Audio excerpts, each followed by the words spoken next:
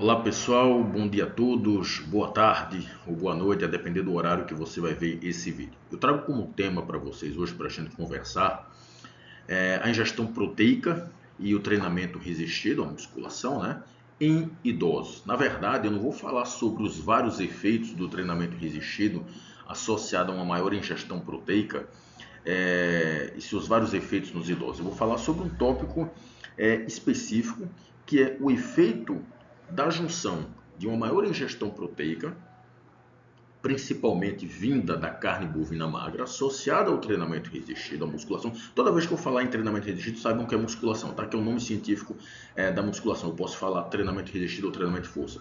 Então, eu quero saber o efeito de uma maior ingestão proteica, principalmente vinda de uma ingestão com uma maior ingestão de carne bovina magra, associada com o treinamento resistido na massa muscular, força, mas principalmente massa muscular, e maior área de secção transversa e fortalecimento dos tendões. Maior área de secção transversa seria a hipertrofia dos tendões nos idosos.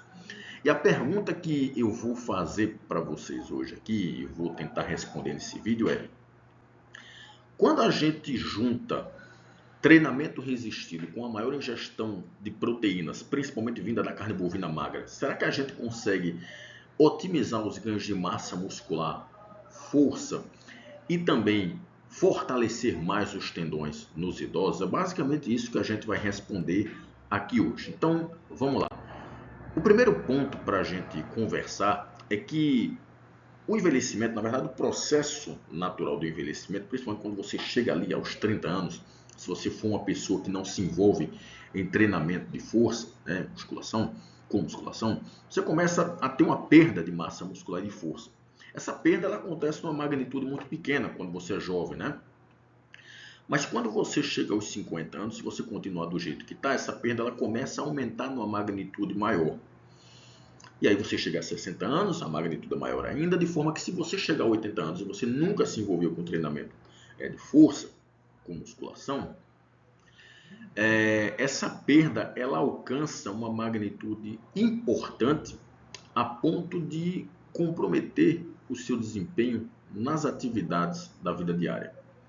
Para você ter uma noção, aos 80 anos você praticamente perdeu metade da sua massa muscular, metade da massa muscular que você tinha quando você tinha aproximadamente 20 e poucos anos de idade. Tá? Junto com essa massa muscular, essa perda de massa muscular, vai também uma perda importante de força, e isso termina comprometendo as suas atividades da vida diária. No entanto, não precisa nem chegar aos 80 anos para você desenvolver um quadro de sarcopenia. Quando a gente fala em idosos e sarcopenia, muita gente pensa duas coisas em relação a isso, né? A primeira coisa é que só tem sarcopenia quem é idoso. Não, a sarcopenia ela é muito associada ao idoso, mas não é só o idoso que tem a sarcopenia, né? Eu tenho algumas condições clínicas que aumentam as chances de você ter sarcopenia. Uma delas é o câncer, né? Pode ter a sarcopenia e a caquexia associada ao câncer. Tem o HIV, tem a doença renal crônica, tem a Covid-19 quando ela evolui para um quadro mais grave. Tem pessoas acamadas a longo prazo. Então, a sarcopenia ela comete também esses quadros clínicos. Agora, ela é muito comum nos idosos, mas também não são todos os idosos, esse é o segundo ponto, não são todos os idosos que desenvolvem sarcopenia. É um certo percentual de idosos. Esse percentual ele oscila entre 18% a 22%. No máximo 20, 24, 25% ali dos idosos, né? A depender do país que a gente vai falando, do estado, da cidade, enfim, né? de uma série de fatores, mas oscila ali nesse percentual, né? Mas não são todos os idosos que desenvolvem sarcopenia. E quando a gente fala em sarcopenia, o que é que muita gente pensa? Deixa eu só colocar uma canetinha aqui para a gente ir apontando aqui, tá? O que é que nós pensamos? Que sarcopenia é a perda de massa muscular. Por quê? Quando a gente pega esse termo aqui, sarcopenia, sarco significa músculo, penia, perda de músculo. Durante muito tempo se definiu a sarcopenia como uma perda significativa de massa muscular. Mas com o passar dos anos, das décadas, devido a várias mudanças no entendimento desse quadro clínico, foi se entendendo que a sarcopenia é muito mais do que a perda significativa de massa muscular. De forma que Hoje nós já entendemos, principalmente de 2018 para cá, que a sarcopenia ela não é só a perda de massa muscular, mas também a perda de força e de desempenho funcional. A depender do estágio, por quê? Porque a sarcopenia ela tem estágios. Quando você está no estágio 1 da sarcopenia, ou seja, no comecinho, você tem apenas perda de massa muscular. Só que essa perda de massa muscular é significativa, tá? Ela é significativa. Quando você está no estágio 2, além da perda de massa muscular, você também tem a perda de força muscular, né? E quando você está no estágio 3, ou seja, numa sarcopenia já grave, além da perda de massa muscular e força, você tem a perda de desempenho funcional também. E quando você chega aqui, você junta a sarcopenia com outro quadro, que é a fragilidade. Você tem aí agora um idoso frágil, né? Pouca massa muscular, pouca força e pouco desempenho funcional. E nós sabemos que o treinamento resistido pode reverter pelo menos uma parte dessas perdas aqui. E quando esse treinamento resistido ele vem acompanhado com a maior ingestão de proteína, que pode ser através da suplementação ou através de uma maior ingestão de proteína da dieta mesmo, essa reversão acontece numa magnitude maior. Então vamos para frente. Só que quando a gente fala em idosos, a gente não pode só pensar na perda muscular, na perda de músculo, na perda de força, não é só isso. O idoso não perde só músculo e força. Idoso também perde massa óssea, tanto é que muitos apresentam um quadro de osteopenia e depois osteoporose, principalmente nas mulheres, né, quando nós falamos em mulheres idosas. Não precisa nem chegar a ser idosa para ter essas perdas, né, na meia idade, ali, por volta dos 50 e poucos anos, já começam a acontecer essas coisas. Mas também não é só perda óssea, é perda da massa tendinosa. O tendão ele vai ficando mais fino e ele vai perdendo propriedades biomecânicas e elásticas, ou seja, ele vai ficando mais fraco. Então veja, o idoso vai perdendo massa muscular, vai perdendo força, vai perdendo desempenho funcional, vai perdendo massa óssea e ele vai perdendo também a funcionalidade adequada dos tendões. De forma que essa perda na massa tendinosa e nas propriedades biomecânicas e elásticas dos tendões é refletida em dor nos tendões e lesões nesses tendões. Então você tem ali dor e lesões mais recorrentes nos tendões dos idosos, né? Isso acontece por quê? Porque basicamente devido a três coisas. A primeira é um declínio na qualidade do tecido conjuntivo do tendão. E essa perda na qualidade do tecido conjuntivo do tendão acontece por causa de reduções no colágeno, que é a principal proteína, é o principal componente estrutural do tendão. O tendão vai perdendo colágeno, ele vai ficando mais fraco. Juntando essas duas coisas, além dessas duas coisas, você vai tendo diminuição na área de secção transversa do tendão, ou seja, ele vai ficando mais fino, ele vai ficando mais fino, ele vai ficando mais fraco. Isso aumenta a dor e a chance de lesões tendinosas, né? E o que é o tendão? Bem, o tendão são tecidos conjuntivos fibrosos, fortes, que prendem um músculo ao osso, permitindo a transferência eficaz da tensão desenvolvida no músculo. Vou ler novamente e eu vou explicar para você. O tendão são tecidos conjuntivos fibrosos e fortes que prendem o músculo ao osso, né? Eles fazem essa junção, é como se fosse um elásticozinho que prende o músculo ao osso, permitindo a transferência eficaz da tensão, ou seja, da força desenvolvida pelo músculo. É o tendão que transfere eficazmente aquela força desenvolvida do músculo para que você produza o movimento. O tendão ele é mais externo do que o ligamento. O ligamento é uma coisa mais interna, né? Você não consegue tocar nos seus ligamentos, mas você consegue tocar em alguns tendões. Por exemplo, se você quiser tocar no tendão aqui do punho, da região do punho, você tem tendões aqui, né? Você faz um pouquinho de força assim, flexiona um pouquinho o punho, você consegue tocar nos tendões. Eles são um pouquinho elásticos, né? Diferente dos ligamentos que são mais fortes, né? Você consegue tocar no ligamento, no tendão de Aquiles, né? Que na verdade é o tendão do calcâneo, né? Fica no teu calcanhar. Você tem tendões na virilha ali, ou seja, você tem tendões em várias regiões do corpo. Você tem tendão aqui, o tendão de inserção do bíceps, que fica aqui na região do cotovelo. Então eles são mais externos, você consegue tocar eles. Alguns são mais molinhos, outros são mais grossos e mais fortes, né? Tipo o tendão que está ali na virilha, o tendão de inserção do bíceps, né? Enfim, a força e a função do músculo estão relacionadas às propriedades biomecânicas do tendão. Para que o teu músculo produza mais força e funcione mais adequadamente, os teus tendões também precisam funcionar adequadamente. As propriedades biomecânicas e elásticas dos tendões devem estar funcionando adequadamente. Entendeu? Nesse sentido, uma maior área de secção transversa dos tendões, ou seja, uma maior grossura dos tendões e uma maior rigidez deles, otimizam a transferência de força do músculo para o osso, e aí você produz movimento. Entendeu? Uma rigidez ideal dos tendões aumenta a função do músculo esquelético, incluindo uma maior capacidade de produzir potência muscular, que é a força rápida, né? Uma melhor economia de movimento, uma melhor economia de locomoção e controle do equilíbrio. Só que essa rigidez precisa ser ideal. Se o tendão ele é muito rígido, ele não funciona bem. Você não consegue produzir tanta força, tanta potência.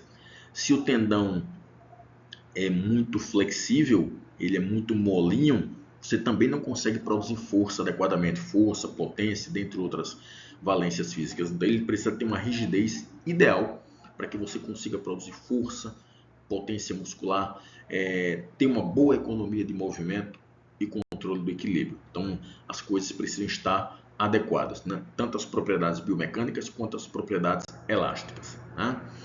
Alguns estudos, como o grupo do Carroll em 2008 e em 2011, verificaram que o treinamento resistido com musculação melhorou a massa muscular e a força dos idosos. Isso a gente já sabe, né? Mas não neutralizou os efeitos do envelhecimento nos tendões. Ou seja, melhorou força e massa muscular, mas não melhorou o tendão. E aí fica a pergunta, será que a musculação não funciona para os tendões dos idosos? Esses dois outros estudos aqui, em 2007, o outro eu não consigo ver porque eu fiquei na frente, né? Eles viram que 3 meses de treinamento resistido aumentou a rigidez nos tendões em jovens, mas não em adultos mais velhos. Esses adultos mais velhos aí são idosos. E aí, mais uma vez a pergunta, será que não funciona? Será que a musculação ela não consegue fortalecer os tendões dos idosos, mas dos jovens sim? Bem, a gente sabe que o treinamento resistido, a musculação, associado a uma maior ingestão de proteínas, que pode ser da suplementação, mas pode ser também da alimentação do dia a dia, né, da alimentação diária, a junção desses dois fatores consegue promover um maior aumento na massa muscular e na força dos idosos. Será que se a gente juntar treinamento resistido e um aumento na ingestão de proteínas para os idosos, a gente não consegue também promover um maior aumento na área de secção transversa dos tendões? Promover um maior enrijecimento dos tendões, ou seja, deixar os tendões dos idosos mais fortes? E por que eu estou falando de uma maior ingestão de proteínas? Porque a gente sabe que os idosos eles reduzem naturalmente a sua ingestão proteica devido a vários fatores, né? Então, muitas vezes, aumentar a ingestão proteica nos idosos promove maior ganho de massa muscular, maior ganho de força, mas em relação aos tendões a gente não sabe. Será que isso acontece para os idosos? A gente não sabe. Em relação aos tendões, a gente não sabe, e eu vou mostrar um estudo para vocês para responder essa questão, né? Bem, pesquisas demonstraram que dietas ricas em leucina ou glicina, como na carne bovina, por exemplo, aumentam as melhoras induzidas pelo treinamento aeróbico ou resistido da musculação na área de secção transversa dos tendões em roedores e em humanos adultos jovens. Em idosos, não sabemos. Vamos responder agora. Esse estudo que eu trago para vocês hoje ele foi publicado no Journal of Nutrition em 2024, né? Portanto, no ano passado, né? Esse vídeo está saindo em 2025, então ano passado. E na verdade o título desse artigo ele já diz o que a gente vai encontrar. Veja, uma maior ingestão de proteína enfatizando a carne bovina magra não afeta as adaptações induzidas pelo treinamento resistido no músculo esquelético e no tendão em mulheres idosas. Isso foi um ensaio controlado randomizado, né? Bem, o que foi que esses pesquisadores fizeram? Eles pegaram 34 mulheres idosas. Então, parece que a gente já sabe, né, que juntar musculação mais uma dieta rica em proteína, né, vinda principalmente da carne bovina magra, não fortalece mais os tendões, não. Bem, esse estudo de doses, né, de doses. Esse estudo pegou 34 mulheres idosas e dividiu em 3 grupos, né. Você tem o grupo controle com proteína animal, né, ou melhor, o grupo controle com proteína animal normal. Eles ingeriam a quantidade normal de proteína, a quantidade que geralmente é recomendada, né, que é 0,8, 0,8 gramas por quilograma de peso corporal por dia. Como é que é essa medida assim? Você pega o teu peso corporal e você multiplica por 0,8, que é a quantidade de proteína que você quer ingerir. Você vai dar um resultado ali. Aquela quantidade é a quantidade de proteína que você tem que ingerir por dia, né? E aí o nutricionista ele vai te dizer direitinho o que é que você vai ingerir de alimento ou de suplemento para alcançar aquela necessidade. Tinha outro grupo, o segundo grupo, que era o grupo controle alta proteína mista. Ingeria mais proteína, 1,4 gramas por quilograma de peso corporal por dia, só que era de proteína mista, misturada de várias fontes, né? E tinha um grupo experimental de alta proteína só da carne bovina magra, que também ingeria 1,4 gramas por quilograma de peso corporal por dia, só que era com foco na proteína da carne bovina magra. E aí o protocolo de treinamento consiste em fazer, em treinar 3 meses, 3 vezes por semana. Eles treinaram principalmente leg press e cadeira extensora. Eles também treinaram alguns exercícios de membros superiores e posteriores de coxa, mas é porque as medidas de força, por exemplo, foram feitas no leg press na cadeira extensora, tá? Então o foco foi nisso aqui, mas eles também treinaram superiores, elas também treinaram superiores e posteriores de coxa. O protocolo de treinamento consistiu basicamente em fazer 4 séries de 10 repetições com 70% no RM e 1 minuto e meio de intervalo entre as séries. E aí vamos para os resultados. Deixa eu colocar o óculos para ver se eu consigo ver mais adequadamente esses resultados, né? Bem, aqui vocês observam os ganhos de força muscular. Não, piorou a coisa aqui.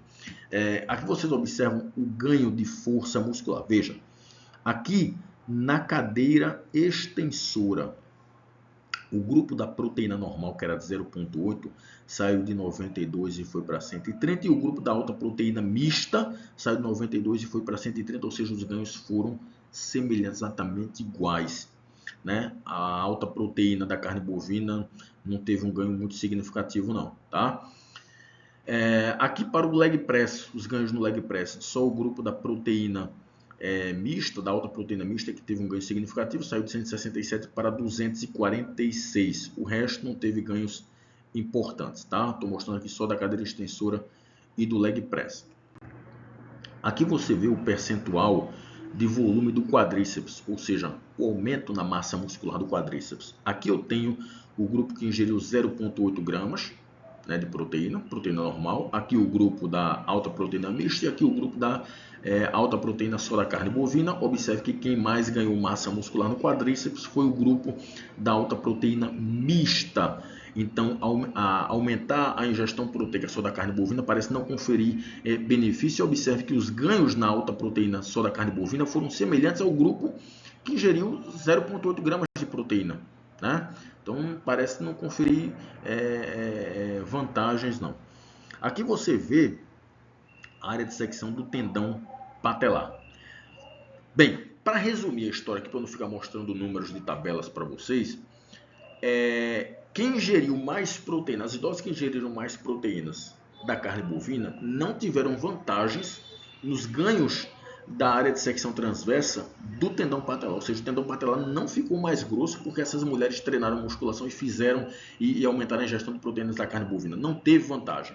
E aí eu vou mostrar os gráficos é melhor, né? Fica melhor para a gente entender. Aqui você observa a área de secção do tendão patelar, aqui ó, o grupo 1,4 gramas de proteína mista, ou seja, alta proteína mista, e aqui alta proteína da carne bovina, não teve diferença nenhuma. Quem ingeriu mais proteína da carne bovina não teve vantagem sobre o grupo da alta proteína mista, não teve vantagem, né?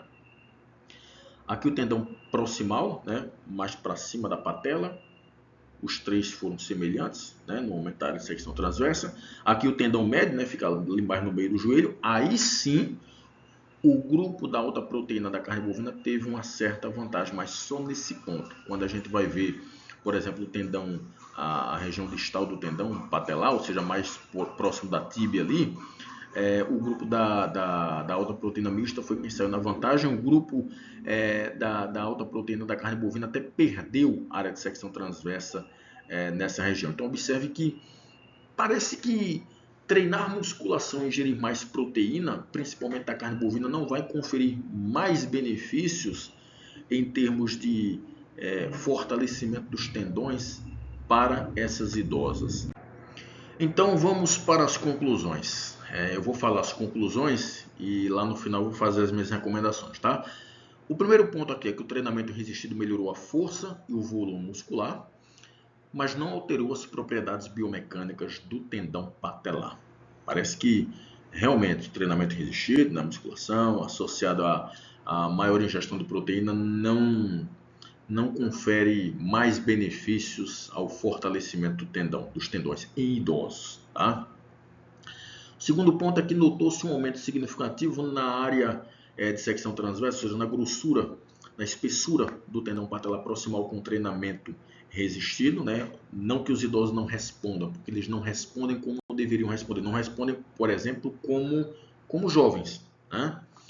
E parece que a suplementação proteica não confere mais benefício, não otimiza os efeitos. E, como eu venho falando desde o começo, a maior ingestão diária de proteína, predominantemente da carne bovina magra, não processada, não afetou diferencialmente, ou seja, não conferiu mais benefícios, não otimizou os resultados, tanto em hipertrofia do músculo, quanto do tendão patelar dos idosos. Então, parece que realmente idosos não respondem tão bem em termos de fortalecimento dos tendões quando se usa treinamento resistido e suplementação proteica ou maior ingestão de proteína vinda da dieta, quando você compara com jovens, por exemplo.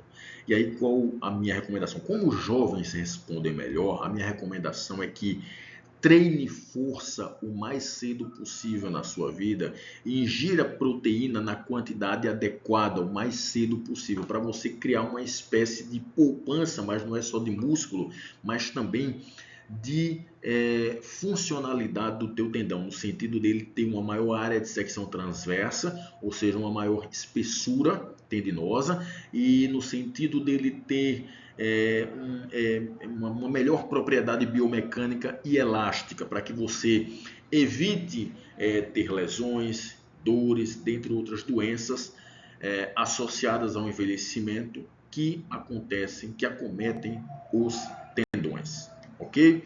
Bem, eu espero ter contribuído. Um abraço a todos e até mais.